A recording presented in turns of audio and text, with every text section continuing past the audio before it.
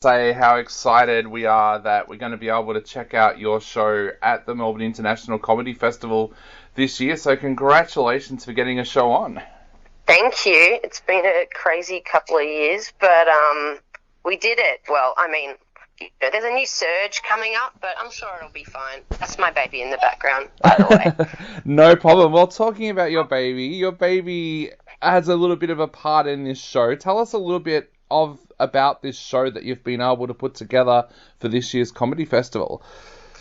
Well, so in the past, my shows were always sort of about what was going on in my life at the time. There was a lot of stuff about being single and dating and my escapades in that way. But I got pregnant at the very start of COVID, so now I have a baby, and that's how that works. And then so it's just the show's basically about my experiences having a new child, and I guess also just like noticing what people expect of women these days still with child rearing and all that. And it also, so my mum made this film in the 1985, I think. It was about her experiences as a single mum, and so I'm integrating part of that film into the show as well.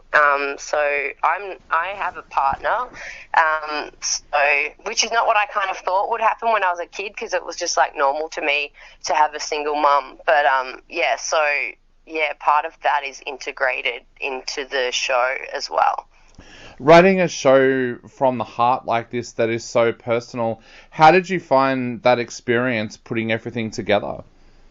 Well, I have ADHD, and so I'm always very oversharey. So I guess I'm quite used to just being pretty raw with my shows and just telling people stuff that most people wouldn't tell strangers. So it's pretty much just a natural thing for me to just kind of share all of these sort of things. But it is a bit of a fine balance between going there's so many things I want to pack into the show, so many important messages and stuff, but you also have to make it funny. So it's striking the balance between sharing what I want to share and making sure that it's just a fun time and entertaining. Yeah, and going back over your mum's film as well, what was that like for you? Because that would have felt like a little bit of a personal journey as well. Yeah, definitely. Absolutely. So she speaks to a bunch of different women in different circumstances, and she has then it goes into these sort of fantasy sequences about their life. As I've spoken to her about it more, she'll sort of give me more information about what was going on at the time. And she was working for Open Channel, a production studio at the place, which is very male dominated. And so she was able to get studio time to film these different things. And I think some of the blokes she was working with were what are you doing that for? But she had mostly an all female crew and a lot of other mothers that were working on it as well, which was really cool. But the more I chat to her about it, she'll just tell me other little tidbits about what was going on at the time. It's a pretty funny. It's very 80s, obviously, because it was in the 80s, but it's pretty trippy, and it's very cool. It's got these weird little infomercial ads in it as well. And some family members and stuff like that. So it's really cool to see, and family friends. It's really cool to see that old footage of them. It's so cool that she did that, and we have that time capsule. Yeah. Were you able to explore the differences between motherhood for her in the 80s and motherhood for you today as well? Because, of course, there's things like social media, there's Facebook groups and things like that. Were you able to explore that at all? Yeah, definitely. I do talk about social media a bit in the show. I feel I could do an entire show just on how insane it is being a mother with the internet. Yeah. And just being Googling things constantly, and it's almost like, you know how, like, people get sucked into, like, fake news, or, like, boomers get sucked into, like, online scams? Yep. It's like being a parent and trying to find out information online. It is like that. It's so unclear what you should be following and what you shouldn't be following. Yep. Like, sleep training, and then some people are like, that's evil, and then other people are like, no, you've got to co-sleep with your kids, and you have to, like, carry them around all the time and breastfeed them till they're 5, and I'm like, oh my God, like, and also, like, mum guilt really gets in there as well. You're like, your logical brain might be like, well, I think this is what would work for us, but then the mum guilt side of you is like, oh no, what if I'm being, like, lazy or a shit mum? I don't know. There's just the groups. I'm in this Facebook group of, like, women that got pregnant at the same time as me, and it's insane to see a look into the world of, like, different women around Australia, because there's, like, thousands and thousands of women in this group, and just, like, some of them are still like, my partner has, like, never gotten up in the night to feed the baby. He's never given the baby a bottle or put the baby to bed. It's like, I find that super depressing. So it's like, if I didn't have a kid in the social media age, I could just kind of, like, live in my little bubble and pretend that all that stuff isn't going on. Yep, exactly. And I love how social media has changed so much of that. I was talking to a doctor recently, and he said in the old days, people would come into his surgery and go, hey, I've got this rash on my leg. What the hell is it? He said these days people come in and go, hey, I've got a rash on my leg. I've checked out Google. I'm pretty sure it's meningococcal. What can you do? It's like, it's changed everything. Yeah, exactly. I know, they go into the doctor and they're like, I've got this thing, but I already know what it is, so yeah. I think this is the medication that I need. Yeah, it's, like, good and bad. Like, sometimes you can just Google stuff and be like, okay, cool, I'm not going to, like, have a panic attack about that. But other times you just end up in this weird hole of, like, just looking stuff up. Even just with, like, sleep stuff, like, people just get obsessed with sleep, because getting babies to sleep when they're really little is really hard. And I think, like, a lot of it is just, like, luck of the draw. But even I was, like, getting wrapped up and reading all this stuff about baby sleep. And then I was like, he sleeps through the night. What am I even... You get, like, obsessed with, like, optimizing every part of the baby's, like, behavior, which is kind of ridiculous, because a lot of it is just like, they're going to be like what they're going to be like. But yeah, you can control some things, so it's just, like, trying to figure out where the line is. And then eventually I was like, I just give up, and then I was way more chill. Yeah. You mentioned before about how crazy the last couple of years have been, and I did my first stand-up gig right before the first lockdown. So I did my first gig, and then haven't been able to do another one since. But did you find it hard to get motivated during that time? I've spoken to a lot of comedians this year who said that they found it really difficult because they'd put together shows for previous festivals that had been cancelled due to COVID.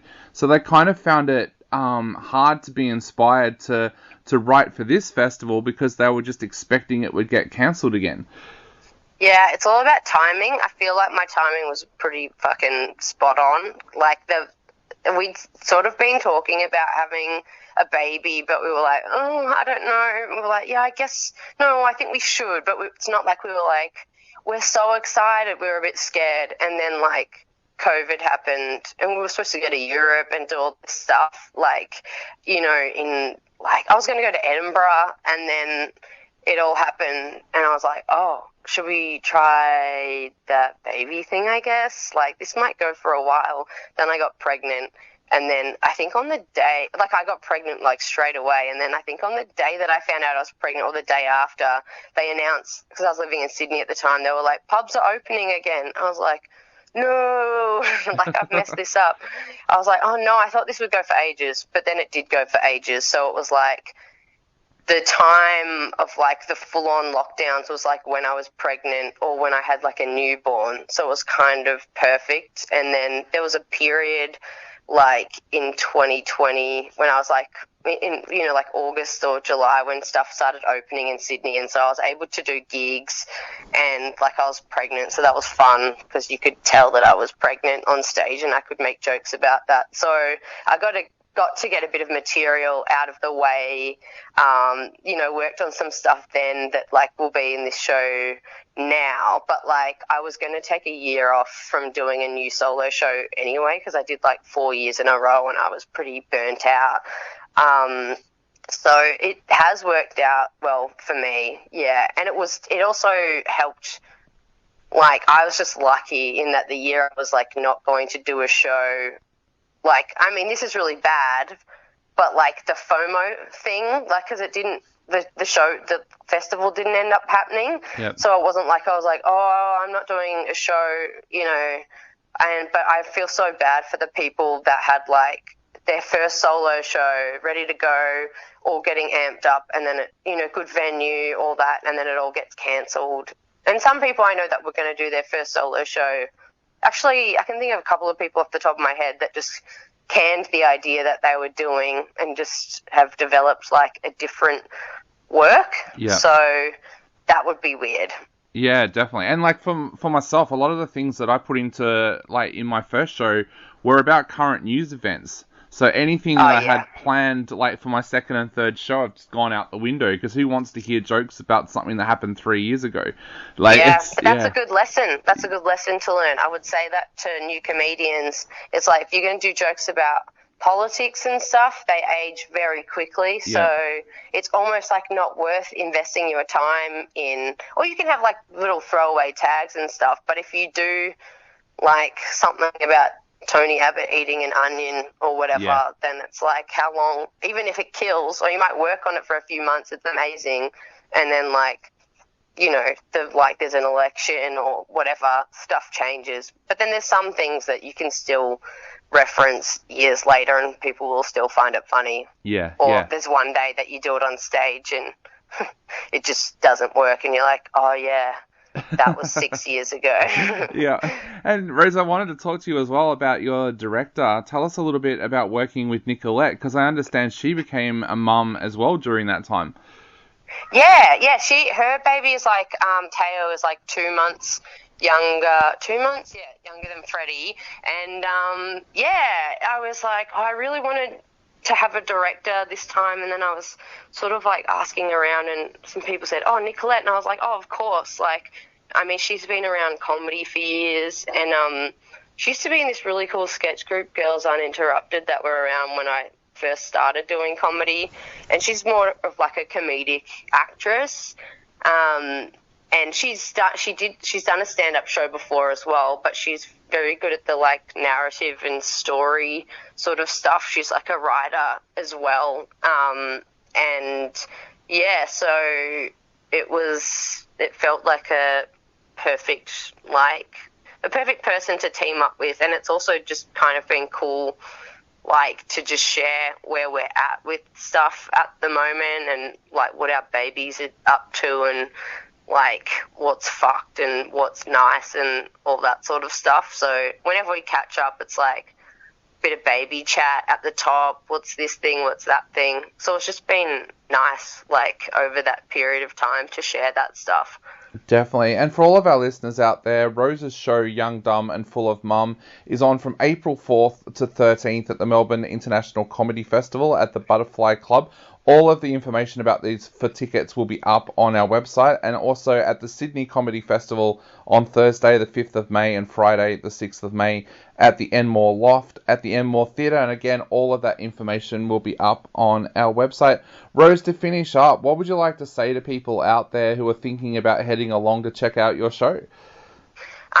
Just come, just like support working mothers, like just don't have to lay on the guilt, but, like, is it, maybe it's a bit sexist if you don't come to the show. I'm just saying. Also, I will say that, because some people might be hesitant because of like COVID and stuff, we're sort of noticing a trend of people like not buying tickets straight away. But the Butterfly Club in Melbourne, which is my venue, like if you have to isolate or anything, you get COVID, like they'll just swap your tickets, and like they're very chill and easy about that. So just buy a ticket. Come to the first few nights. Come on. Oh, I'm also doing Auslan show.